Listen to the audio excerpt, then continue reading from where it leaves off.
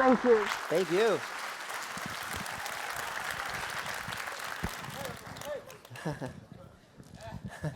Ja, Jurgen en ik hebben afgesproken dat we dezelfde fout maken.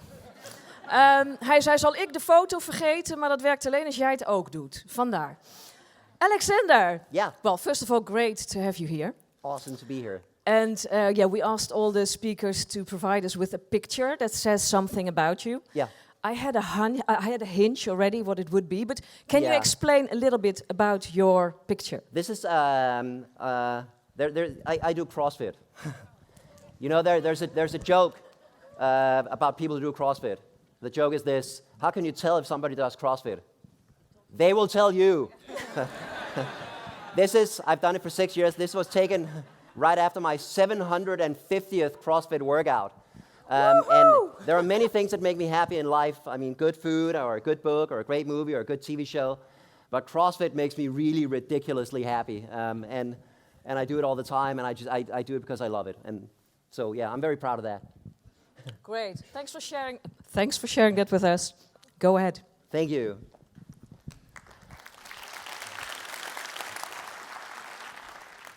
Well, it's fantastic to be back in the Netherlands. I've been here any number of times. I always love it here. I feel like a substitute Dutch person. You know, the Danes are basically the Dutch of the North, or you guys are the Danes of the South, one of the two. And today I want to talk about a fairly new topic based on my latest book, which just came out in November. And I want to talk about leading with happiness. And the book has a fairly challenging premise, which is this, that the fundamental goal of a business leader should be to increase happiness in the world. And leaders who don't do that are doing it wrong. And that's what I want to talk about. Before I do that, I'd like to know a little bit more about you guys. Just out of curiosity, could we have some lights on in the room? Lights in the, there we go. How many of you are currently in a manager position? So you're a business leader, a manager somewhere, you have a manager executive position in your organization. That's about, I'm going to say about 30, 40% of you, yeah? How many of you are not currently managers but might someday end up in a manager position? That's another 30, 40%. How many of you are not managers and think, I'm never going to be a manager? Yes. Your arm came up very quickly. Just out of curiosity, how many of you are in HR? Ooh, a lot of you from HR. Cool. So here's the thing. If you already are a manager, I hope this speech will give you some tips on how to become a good manager. If you're not, if you might someday become one, you can use those tips as well. If you're not a manager, this speech might give you some ideas on what kind of manager you should work for or maybe not work for. And if you are in HR, I hope this speech will have a lot of tips on how we can educate our managers to create happier workplaces. And you might ask, what on earth does leadership have to do with happiness? And a lot of people will say nothing. One very influential article was written in 1970 by the Nobel Prize-winning economist Milton Friedman. He'd heard about this idea of corporate social responsibility, and he thought it was a stupid idea. So he wrote this article called "The Social Responsibility of Business is to Increase Its Profits." And in that article he writes, there is one and only one social responsibility of business: to use its resources to increase its profits. That was all a business should ever do. And he argued that managers who focused on anything but increasing profits should be fired because they were taking money away from the owners. This article launched the idea of shareholder value, this idea that the company exists only to create profits for the shareholders. And I don't think it's not possible to overestimate the influence of this article. This article and the idea of shareholder value has been incredibly dominant in business thinking, and so much leadership is done based on this premise that all it's about is increasing profits, whatever it takes. I think we need to challenge that. Now, Milton Friedman was good with words, so he coined this phrase that the business of business is business. And I think his attitude is incredibly damaging, incredibly harmful, and also incredibly stupid and incredibly wrong. We need to change that, and in my opinion, the business of business is happiness, and that's what I want to talk about today. Now, we heard earlier about Aristotle. How many of you have heard about Aristotle? Everybody's heard about Aristotle. I would like to introduce you to another philosopher called K.E. Løgstrup. How many of you have heard about K.E. Løgstrup? Nobody. I knew it. One person. Awesome. Very good. Okay. This is a Danish philosopher, and he wrote a very, very influential treatise called The Ethical Demand. And in that, he argues that we all affect each other. Every time you interact with another person, you affect that person.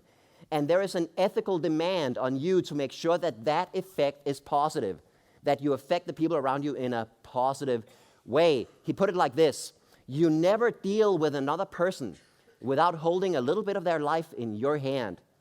It may be very little, a passing mood, an enthusiasm you cause to grow or wither, but it can also be a terrifying amount, so that it is up to you whether the person's life succeeds or not. Every time you interact with another person, you hold a little bit of their life in your hand. And when you affect other people, you have an ethical responsibility to make sure that your effect on others is positive. And this is especially important for leaders, because as leaders, we affect other people. We have an effect on other people. That's sort of the definition of leadership, is that we change how people think, we change how they act, we change how they see the world. And that puts an ethical demand on us to make sure that we affect people in a positive way, that our leadership makes them happier. And that's what I want to argue, that good leaders create happiness. And they do it in 4 different areas: for themselves, for their employees, for the customers, and for the wider world. And we're going to go into each of these 4 areas. Let's start with the leader, her or himself. And whenever I think of a happy leader, I always think of Richard Branson. Richard Branson made a bet with another airline executive, another airline owner, and the loser of the bet had to dress up as an airline attendant and serve drinks on the other guy's airline. Richard Branson lost the bet, and here he is, clearly having the time of his life, clearly having a lot of fun. And I think that's just amazing. And this is, for me, the epitome of a happy leader. And you can say, okay, Richard, you're a billionaire. You have your own airline, you have your own tropical island, of course you're happy. But that's not how he sees it. He put it like this: most people assume that my business success and the wealth that comes with it have brought me happiness. But they haven't. In fact, it's the reverse. I'm successful, wealthy, and connected because I am happy. And this idea, I think, goes to the very foundation of what leaders should do. And I think leaders need to start with themselves and be happy. If you want to create happiness around you, you need to be happy yourself. You cannot give to others what you don't have yourself. And a leader who is unhappy at work will affect everyone around them with their unhappiness, because emotions are contagious.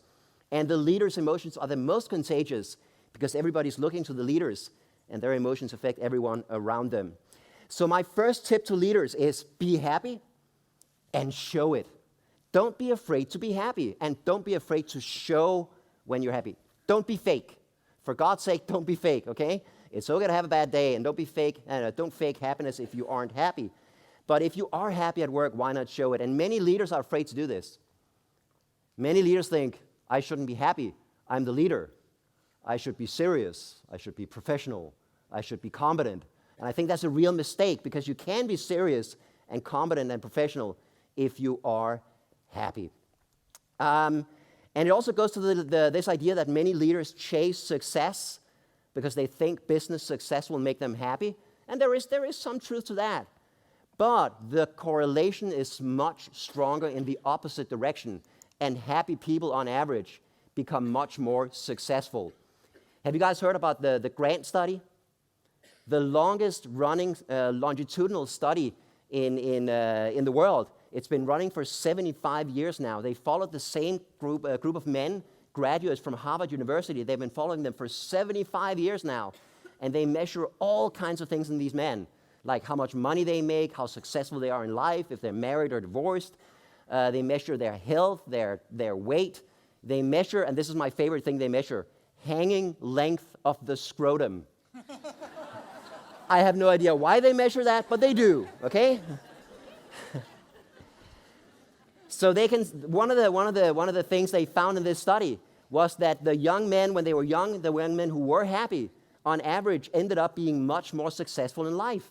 They had much more business success, much more social status, much more social success, and higher lifetime income. So yes, success does make you a little happier, but the correlation is much stronger in the other direction, and happiness makes you much more successful. Another tip for leaders, so be happy and show it. Another tip for leaders is don't overwork. I know that a lot of leaders think that, I'm the leader, I need to show the way, so I need to work 70, 80 hours a week. This is really, really stupid for two reasons. First of all, it's bad for your life and your health. There is a clear increased risk of heart attacks and strokes for people who work more than 55 hours a week regularly. And you don't get more work done. And I can't stress this clearly enough. The productivity research is incredibly clear. People who work 60, 70, or 80 hours a week actually get less work done than the people who work 40 hours a week because they make more mistakes, they're less creative, they're less likely to look for help from others, and more stressed and tired. So overwork is really, really stupid. And so many leaders, that's their mental model. I'm the manager, I need to work 70 hours a week. Don't. Not only is it taking time away from the rest of your life and your kids and your family, it's not contributing to the business because people who overwork, get less work done. The productivity research is very, very clear. Two more tips for the leaders themselves, how to be happy. Practice gratitude. In the happiness research, it's very, very clear that the happiest people are those who are good at being grateful for the good things they have. And many leaders don't really do this because they see themselves as ambitious and driven. So whenever they have something, they kind of forget about it and take it for granted, and then they're chasing the next thing, right? So they get a promotion, and they're like, that's nice, and then they chase the next promotion. And it's part of their identity for many leaders is that they're never satisfied, they're never happy with what they have, they're always chasing the next bonus, the next raise, the next promotion, the next whatever. But that's a trap, that's a real trap. Because if you can't enjoy the things you have, it doesn't matter how many more things you get, you'll never be happy because you'll never enjoy it because you'll always be chasing the next thing. So this idea of practicing gratitude, being thankful for the good things in your life and the good things in your work life is incredibly powerful, and many leaders do not do this. The final tip I want to give any leader here who wants to be happy, him or herself, is to work for something that's bigger than yourself. Work for something that's bigger than yourself. There's a professor at Yale Business School called Amy Resniewski. She does amazing work in this field, and she's looked at how people make sense of work. Why do people work? And she's found there are three main reasons why people work. Some people have their work as a job, which means I work for the money. It's all I do. I work this many hours, I get this money, that's why I work. Some people see work as a career, which means they work for the advancement. I work so I can get a raise. I work so I can get a higher status job. I work so I can get a promotion. I work so I can, get a bigger company car or whatever. But they do it for their own advancement. And those are the people who have work as a career. And finally, some people have work as a calling. And she doesn't mean like a religious calling, right? She means that they do the work for the work itself. The work is the reason why they do it. And what she's found in her research is that the people who have their work as a calling, where they do the work for the work itself, are happier at work, happier in life, and do better work, and are more successful at work. So many leaders, of course, see their job as a career. They do it because, if I get this bonus, if I do it well, then I can get this bonus, I can get this raise, I can get this promotion. But those people are actually less happy and less successful than the people who have their work as a calling. My favorite piece of research that Amy Resniewski has done comes from West Point, where she looked at West Point graduates. She looked at why did these young men and women go into the military academy of the U.S. Military Officers Academy of the U.S. military. She looked at why they went into this academy, and then she looked at how well did they do in the 9 years they're there, 4 years of studies and 5 years as an officer trainee. And she found out that some people were there for internal reasons. They believed they could contribute. They say, I can create a safer America, or I can create a better world, or I can be a good leader for my men, or whatever, right? So they wanted to give. Some people were there for their own sake, instrumental motivation. They say, I want to go to West Point because then I can get a job in any big corporation in the US. A West Point degree is very, very valuable, very prestigious. Or they say, I can get a high-paying job or whatever. And some people had both motivations. Some of these young men and women were going into the school had both motivations. Both, I can contribute and I can get something out of it. And then they looked at who did best. And I want to poll you guys and see what you think. Of these three groups, the one who did it because they could give, the ones who did it because they could get, or the ones who had both motivations, who did you think did best? So by a show of hands, who believed that it was the first group who did it just for them, just because they could give? That's about 67% of, yeah? How many would say it was the second group who did it because they could get something out of it? Nobody. Excellent. And how many believe it was the third group who did best, who had both motivations? Yes. And how many of you never raise your hand in public? And you'd think, right, that having both motivations would be better than having just the one, right? You'd be wrong. I was so surprised by this. Those of you who said one, you're absolutely right. The people, the young men and women who did best were the ones who had only the internal motivation where they wanted to give, they wanted to contribute. And what Amy Resniewski says in her research is that if you have both motivations, you can contribute, but you also get something out of it, then over time, the instrumental motivation will eat the other one. It will crowd the other one out. It's called crowding out. So be very careful of that. So my message to leaders is that if you have your leadership job as a calling, you will be very good at it. And you might start to get, bonuses and rewards and promotions and raises. And it's fine to enjoy them. It's fine to enjoy those rewards, but don't let them become the reason why you work. Don't let them become the reason why you work. The reason why you work should be something bigger than yourself, some important mission you believe in that you can contribute to. So that are some tips for how the leader, him or herself, can be happy. What about the employees? When I was researching my latest book, one of the happiest leaders I met, I went around the world and talked to a lot of leaders, was this guy, Ben Zander. And Ben Zander is a conductor, symphony conductor, fantastic person. When I met him, he was 73 years old and one of the most energetic people I've ever met.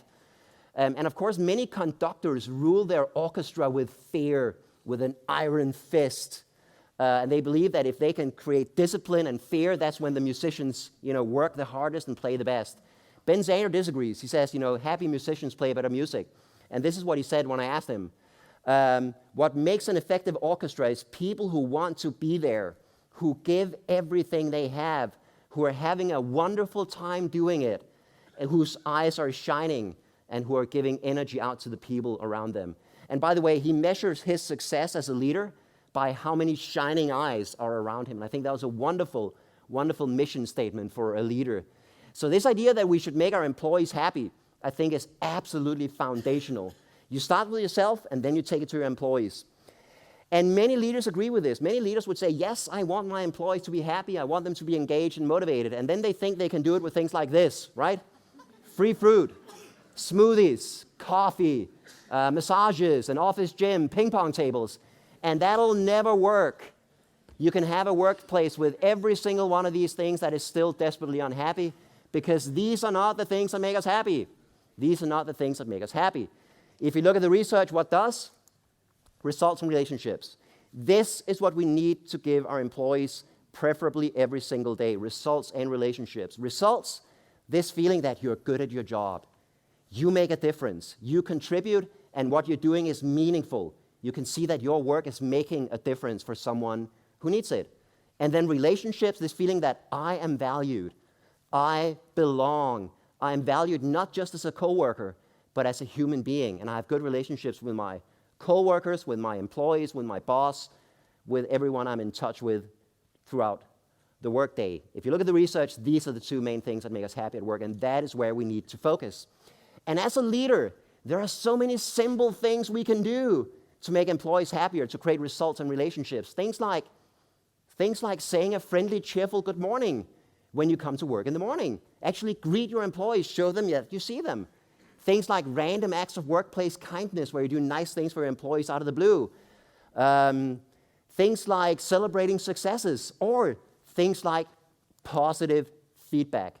All of this is really, really good at building relationships, and I think that's what the leader of the future needs to do, build relationships. Of course, many leaders focus mostly on results. I think that's a mistake, because results is not very powerful at building relationships.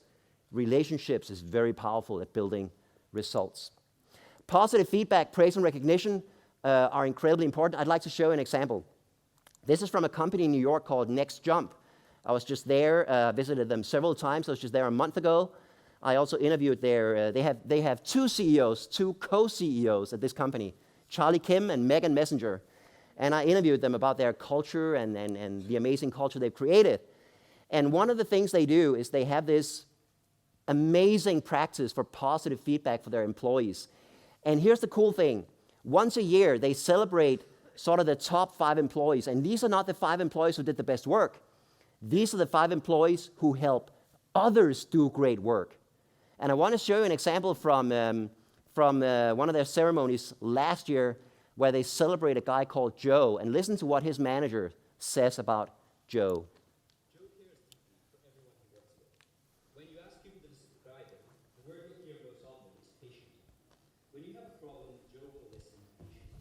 He'll ask questions and really try to understand what's happening. You don't feel rushed.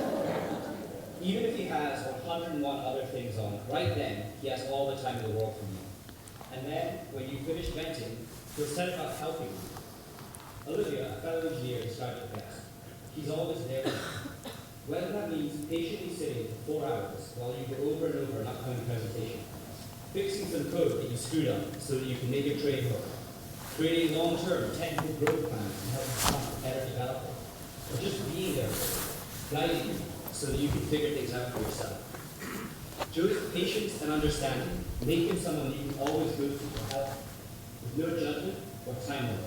Because of all of this, Joe's care for his team, his desire to be there to help others tackle demons that he's faced, and his patience in coaching people time and again is what makes Joe an amazing colleague, friend, and a vendor. I am very proud to ask Joe Rogeri to step forward and accept his vendor's badge. Is that fantastic? By the way, when you are presented as one of these 5 Avengers, they fly in your parents. They really want your parents to be there to hear how awesome you are, and they especially want your mom to be there. I think that's just fantastic. And praise and recognition are incredibly powerful in creating happiness at work because they create results and relationships, right? When you praise someone, you tell them that you show them they make a difference, they contribute, they create results, they create value, and also you create relationships because if you praise me, it means that you've seen me. It means you know what I do. It means you care about me enough that you actually tell me about all my good qualities. And nothing is more powerful in building relationships than knowing that somebody else sees my good qualities. This is incredibly powerful and sadly incredibly rare in many, many workplaces. Would you agree that positive feedback is rare in the Netherlands? Yeah?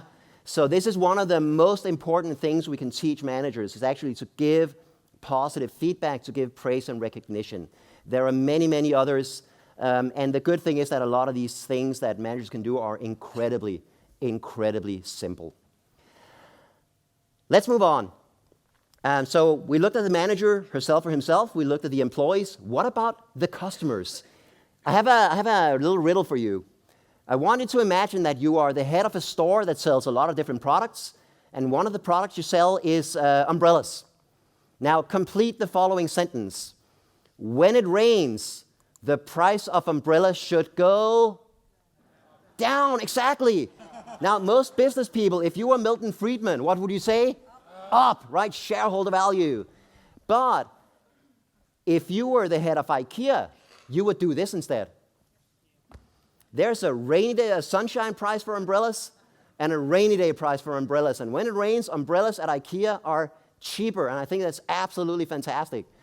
Now I realize that umbrellas are probably not a huge percentage of IKEA's annual revenues, right?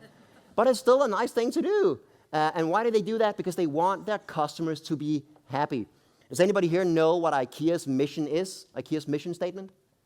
to create a better everyday life for the many people. Not for the elite, but for the many people. And I think that's a beautiful mission that is all about creating happiness and a better life for as many people as possible. So I think this is a wonderful example of something incredibly powerful, which is that we need to forget about customer satisfaction and instead measure and focus on customer happiness. Have you stayed in a hotel recently? Yeah? Then when you come home, you get an email with the hotel satisfaction survey, right? And I got one from a hotel in South Africa a while back with, and I'm not kidding, over 40 questions. How satisfied were you with the check-in experience? How satisfied were you with the waiting time at check-in? One of the questions was, how satisfied were you with the light in your room? That is a really stupid question to ask in a customer satisfaction survey. And also, making the customer satisfied is incredibly unambitious. I think we need to look way beyond that and actually make our customers happy. So instead of measuring customer satisfaction, let's measure customer happiness and focus on that. Here's a good example. How many of you know Pret a Manger? Yeah, they're all over England. Are they in the Netherlands yet? Not yet? They're coming to Denmark now. Yes! So they're on every street corner in London, and they're on every street corner in New York. They're all over the world. And you know how many cafes have these loyalty cards. Every time you buy a cup of coffee, you get a stamp on the card, and when you have 10 stamps, you get a free cup of coffee. Does that make anyone happy? No. Not really, right? The idea is to keep you coming back, but when you get that free coffee, it's not like you're surprised, it's not like you're happy because, you earned it, right? It's your goddamn right. Give me my free coffee. So that's one of those things I think makes people satisfied, but not really happy. Now, Pret don't have these loyalty cards. They have a different program where every Pret employee can give any customer a free coffee for any reason whenever they want. There are no rules, no regulations, no fixed amount of how many coffees you can or cannot give away. It's just that if you see a customer who you believe should get a free cup of coffee, you can give him that. So it can be a customer who's having a bad day. Here, you look like you're having a bad day. This coffee's on me. Or it can be a customer who's having a good day. It can be a regular. Oh my God, you're in here all the time. The coffee's free today. Or it can be a new customer. I've never seen you before. Have a free cappuccino. Or whatever you want. And can you see how that would make people happy? Just out of the blue, you get that free cup of coffee. Makes the customers happy. By the way, it makes the employees really happy because they have freedom in deciding who gets that free cup of coffee, and they get to surprise and delight the customers. I think this is a wonderful example of customer happiness over customer satisfaction. Another great example is Zappos. When you've interacted with a Zappos employee, you've called them on their phone line or you've chatted or emailed, they don't send you a 40-question customer satisfaction survey. They send you one question, which is this one. Do you feel that the Zappos family member you interacted with genuinely cares about you and your reason for contacting us? Yes or no? There's the word feel in there. Do you feel? It's emotional. And did that person make an emotional connection with you? Do you feel that that person honestly cares? I've been to Zappos, visited them 5 or 6 times. It's an amazing, the atmosphere and the mood is amazing. If you're ever in Vegas, go there. You can get a tour of the Vegas HQ for $19. Totally worth it. 1 hour, an hour and a half, where they take you around the whole place and talk to you about the culture. I did a speech there last year, and while I was walking around the office, there was a lady, one of the customer service employees, hangs up the phone. She's done talking to a customer. She stands up, and she starts dancing around the office. Because she was having a great day, and I talked to her. And she told me that she just talked to a customer, and they spent 2 minutes, handling his question, and 20 minutes talking about football. Yeah, turns out they're fans of the same football team. So they spent 20 minutes talking about, how do they think they do this season? What do they think of the coach? What do you think of this player? And that's perfectly okay. That is perfectly okay at Zappos because they want the customers to be happy, not just satisfied. And by the way, if you can make your customers happy, not just satisfied, they will stay with your company much, much longer. And maybe there's a competitor who is a little bit cheaper with the same product. They will still stay with you because they have an emotional connection to your organization. I think this is incredibly powerful. So this makes good business sense. It increases customer loyalty. But above and beyond that, what you get out of this is the satisfaction of knowing that we make people's lives better. Our customers, the people we're in contact with, we actually make their day a little happier, a little brighter, a little better. And that, again, makes the employees happier. This is also, here's another thing they do, where they send out these handwritten cards to customers. And I think that's another fantastic way of creating that emotional connection. This is also about doing the right thing for the customer. Not the right thing for your organization, not the thing that will impact your bottom line the most right now, not about wringing as much money as we can out of the customer. It's about doing the right thing, not for your company, but for the customer. One of the happiest workplaces in Denmark is a bank with a rather unfortunate name. This is the Middelfart Bank. Not big fart, not little fart, middle fart. There's a town in Denmark called Middelfart. I used to live in Middelfart. It's a lovely place, okay? One of the best workplaces in Denmark, an amazing culture. And during the financial crisis, or leading up to the financial crisis, all of the other banks in Denmark had recommended all of these very risky investments to their customers. Middelfart didn't do that. They were very conservative, but there was one investment that they recommended, where, that by the way, all the banks in Denmark recommended, that ended up to be, it looked like a very solid, safe investment, but it ended up being completely fake. And the Danes lost a collective 500 million euros on that paper. And all the other banks in Denmark were like, sucks to be you. I know we recommended that investment, but you made it, so we're not responsible. You lost the money. Too bad. We can't help you. Middelfart realized that they had no legal responsibility to help their customers in this situation, but they felt bad. They felt like this is not right, because I know they made the investment, but we recommended it. So they actually ended up buying back that investment from all of their customers. All the customers who had invested this, so they didn't lose any money. Ended up costing them 3.5 million euros, which is a lot of money for a small bank. But they did the right thing. They did the right thing for the customer, and their employees felt so proud knowing that they worked for a company that does the right thing for the customer, not just the right thing for the bottom line here and now. And I think this is part of making the customer happy. Thinking in terms of what works for them, not just what works for us. Excellent. So we've looked at the manager, we looked at the employees, we looked at the customer. What about the wider world? I think it's incredibly important that the company looks beyond just our little world, our employees, our customer, and into the wider world, the wider community, and say, how can we help create a better world? And I think this starts with having a vision or a purpose for the company that is bigger than just the company. This goes back to what we talked about earlier with jobs, careers, and calling, that you don't just work for yourself, you work for something bigger than yourself. Does your company have a purpose, a vision, a mission? Yeah? How many of you can actually remember it? Only half of you? Interesting. Having a good vision is hard. I did a speech at the London Business School about 10 years ago, and they had their vision on a big plaque in the lobby, and I took the picture. It's a very bad picture, but here it is. Our vision is to be the preeminent global business school. What is wrong with this vision? It's about themselves. They want to be the best. It's not about how they can make the world better in any way. It's about themselves. This is not a vision. This is a goal. And those are not the same. It's a fine goal. It's a good goal to have, but it's not a vision. A vision needs to be about something that's bigger than the company itself. They now changed it. Their vision now is to have a positive impact on the way the world does business. Now it's a vision. Now it's bigger than themselves, and that's what a company needs to have. One of my favorite examples is this from a software company in Serbia.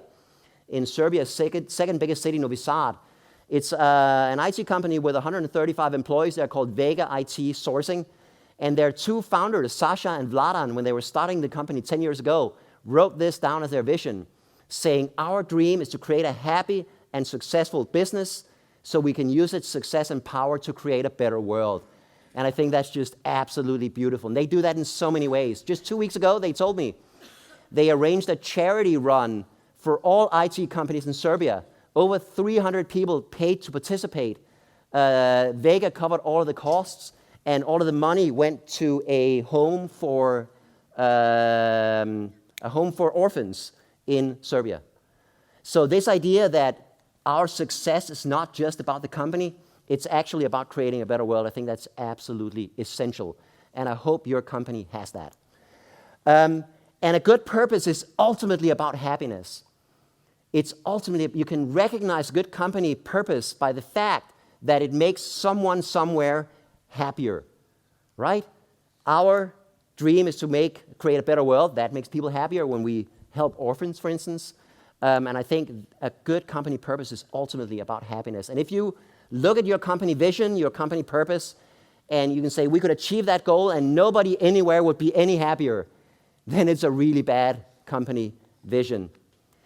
And this is because happiness is the ultimate why. That's what Aristotle said. That's what Epicurus said. That's what Løgstrup said.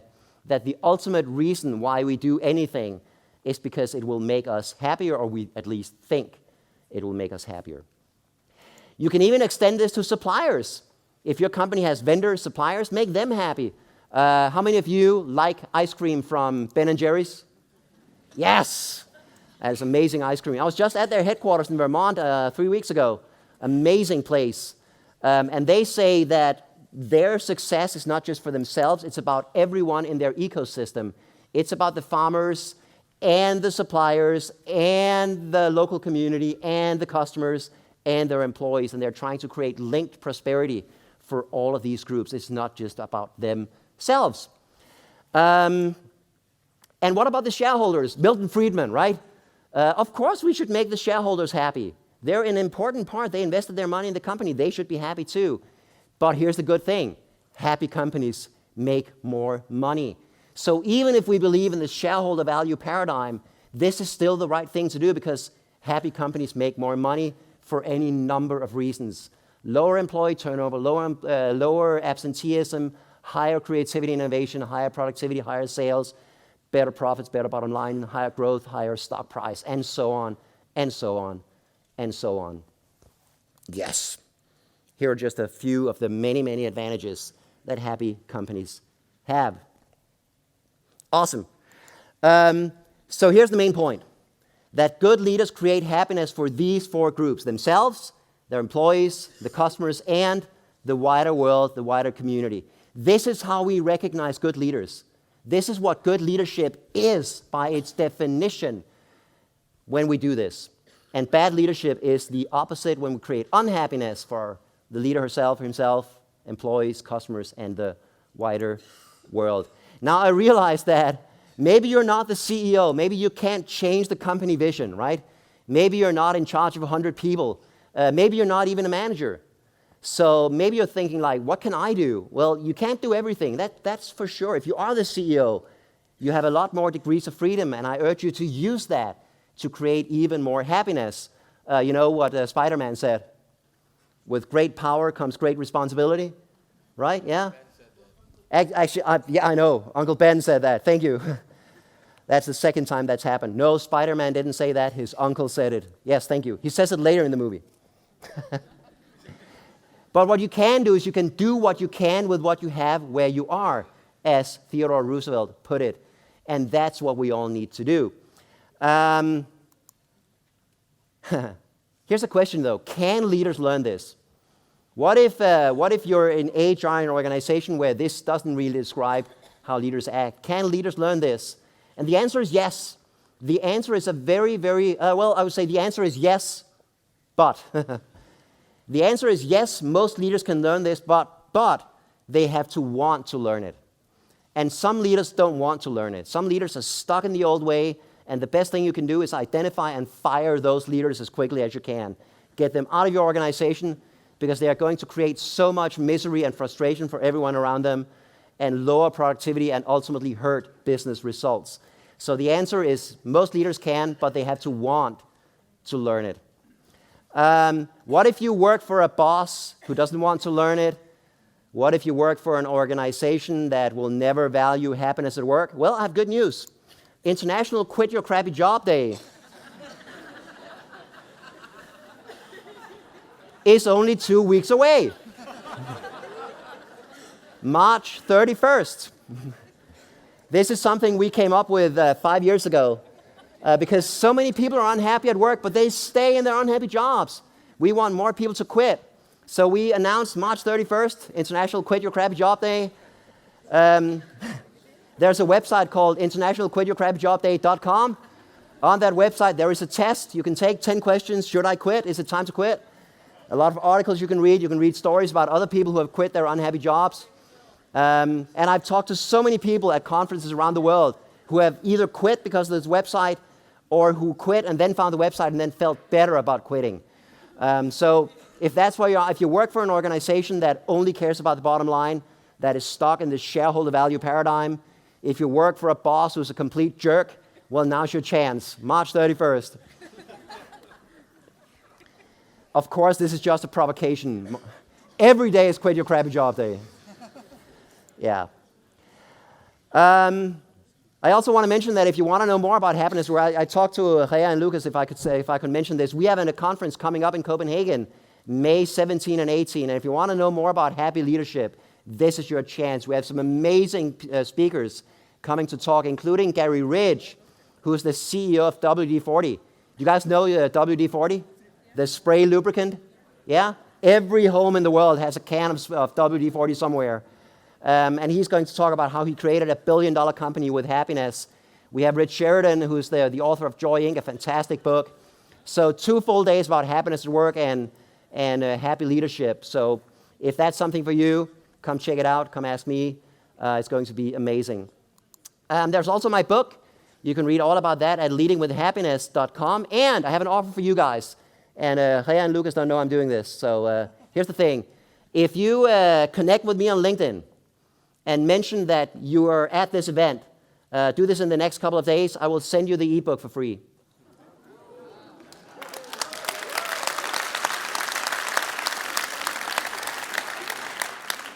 Connect with me on LinkedIn, mention HPBB, this thing, and I'll send you an ebook for free. Awesome. So let me wrap up. I've saved the most important point for last, because what is the essence of all of this? What is it all about? And here's the thing. We know from the happiness research, this is the number one finding from the happiness research, is that if you want to be happy yourself, the best thing you can do, the most effective thing you can do, is make somebody else happy. We found this in study after study after study, that when we do nice things for ourselves, it does make us a little happier, sure. But when we do nice things for others, it makes us a lot happier. And by the way, it also makes the other person happier, which is like a double bonus, right? And we know this from so many studies. And I think it says something incredibly powerful about us as a species, that we derive more pleasure from pleasing others than from pleasing ourselves. Like I said, there are so many studies that show this, and this is my favorite. This is from Germany, from the Max Planck Institute in Leipzig. And what they do in these studies is they take a toddler, a 2-year-old, and stick that kid in a room with a parent. Now, the parent does nothing. The parent is only there so the child feels safe. And then there is an adult somewhere in the room who needs help. And then you watch what these kids do.